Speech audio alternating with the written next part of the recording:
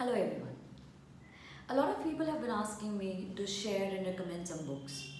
Today I'm going to recommend one of my favorite books, Awaken the Giant Within. This book has been instrumental in changing my life, creating shifts within me.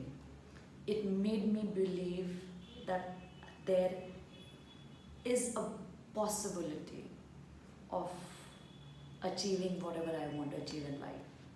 I'm going to read a chapter, if not full, some of it in this video. It talks about belief. What is belief?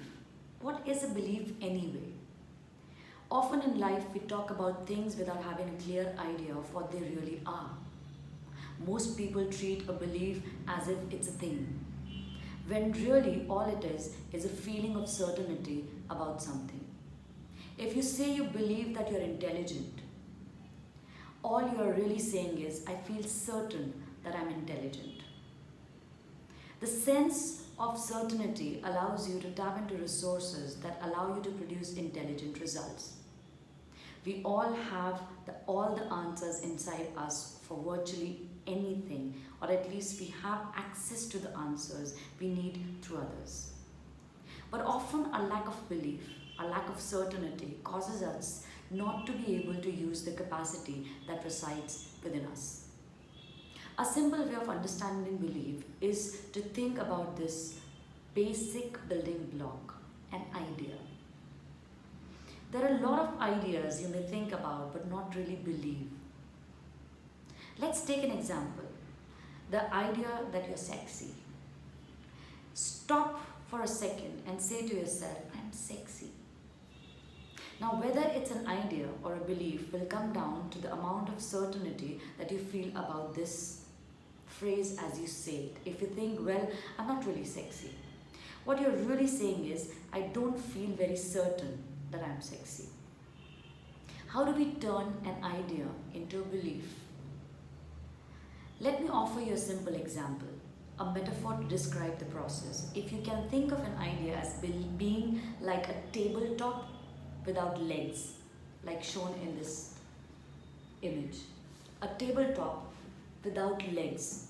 You will have a fair representation of why an idea doesn't feel as certain as belief. Without any legs, the tabletop won't even stand up by itself. Belief, on the other hand, has legs. That tabletop which doesn't stand is just an idea. I'm sexy. How do you know you're sexy? Isn't it true that you have some reference points to support the idea, some experiences in life to back it up? Those are legs that make the tabletop solid, that make the belief certain.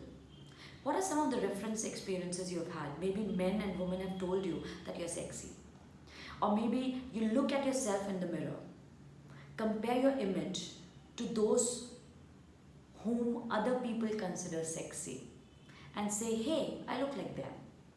Or maybe strangers on the street call out and wave at you. All these experiences mean nothing until you organize them under an idea that you're sexy. As you do this, the legs make you feel solid about the idea and cause you to begin to believe your idea feels certain and is now belief. Once you understand this metaphor, you can begin to see how your beliefs are formed and get a hint of how you can change them as well. First, though, it's important to note that we can develop beliefs about anything if we just find enough legs, enough experiences, reference points to build it up. Think about it. Isn't it true that if you have enough experiences in your life or know enough other people who have gone through tough times with other human beings, that if you really wanted to, you could easily develop the belief that people are rotten and given half a chance would take advantage of you? Maybe you don't want to believe this, and we've already discussed that it would be disempowering. But you don't have experiences that could back up this idea and make you feel certain about it if you wanted to.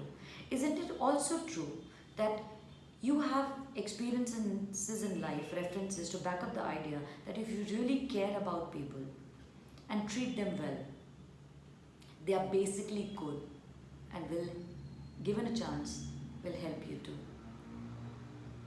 The question is, which of these beliefs are true?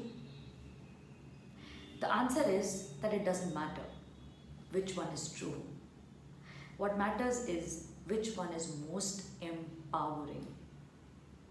We all can find someone to back up our belief and make us feel more solid about it.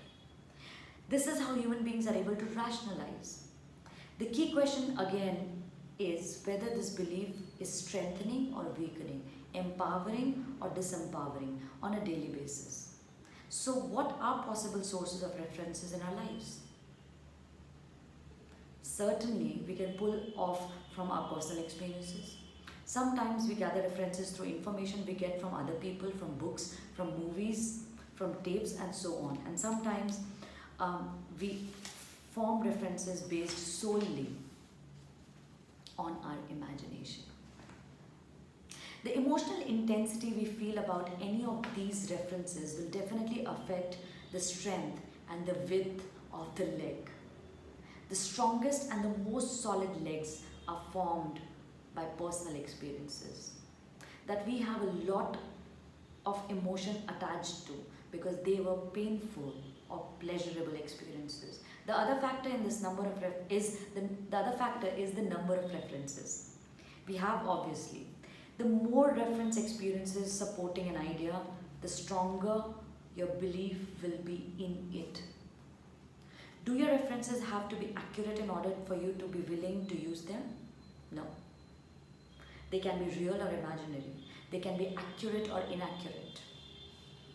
Even our own personal experiences, as solidly as we feel about them, are distorted by our own personal perspective. To end with a quote, the belief that becomes truth for me is that which allows me the best use of my strength, the best means of putting my virtues into action. What a solid paragraph. Go on and read this book. It can create shifts within you. It can really change your life. It can make you a better version of yourself.